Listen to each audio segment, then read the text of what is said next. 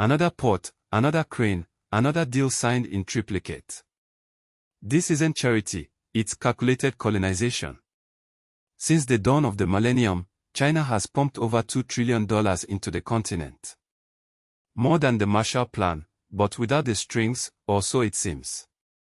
Is this the dawn of a new African superpower, or a gilded cage built by Beijing? For generations, the narrative surrounding Africa has been one of exploitation. A continent rich in resources, perpetually positioned as a recipient of aid, a land defined by its dependencies. But beneath the surface, a different story is unfolding. A story of strategic partnerships, economic growth, and a deliberate repositioning on the global stage. We've been told for decades about the generosity of the West, the humanitarian efforts, the salvation offered through charitable donations.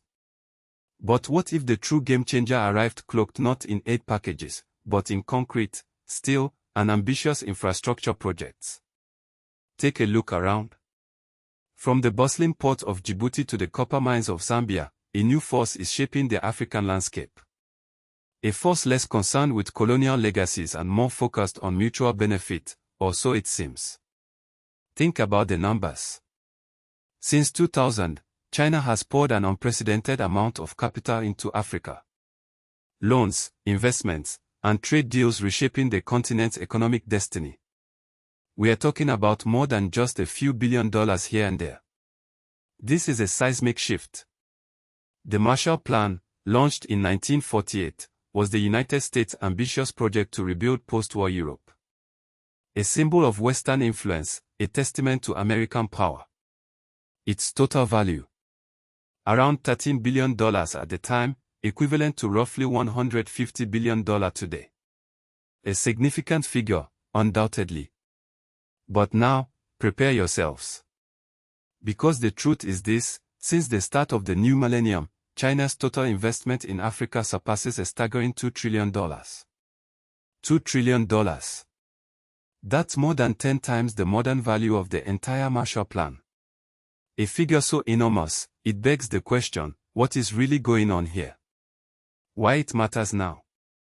The implications of this shift, this new dance of power, ripple outwards, impacting every corner of the continent and beyond.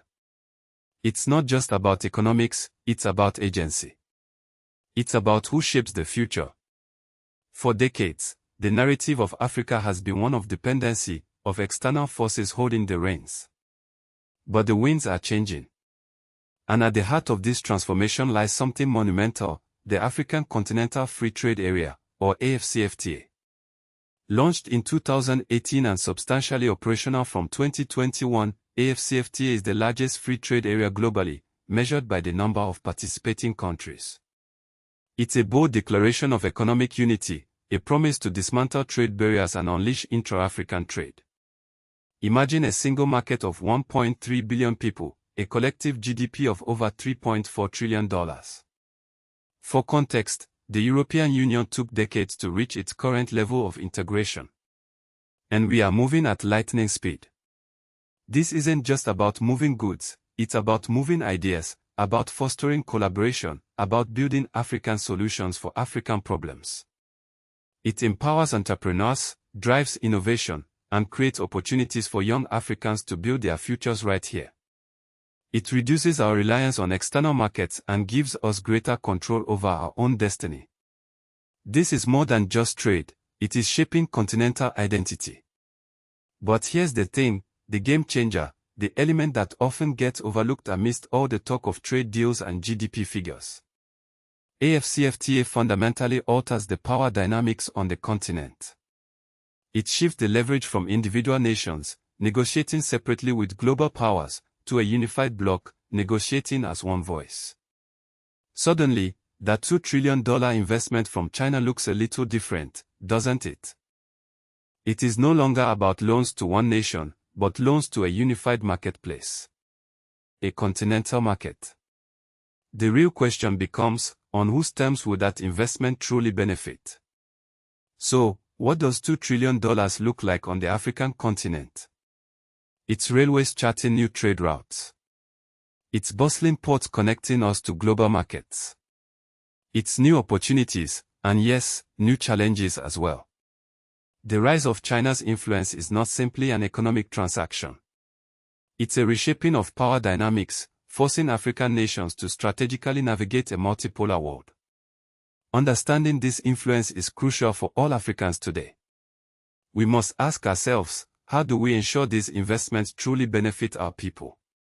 How do we leverage these partnerships to build sustainable and independent economies? The answers lie in informed discussion, critical analysis, and celebrating our own ingenuity. If you're ready to dive deeper into crafting your own narratives of African power, check out the Creator Kit at pornoafric.com/shop.html. It's got everything you need to tell your story. The future of Africa rests in understanding our present. Tag someone who needs to hear the African Story Globe Show in Europe, Africa.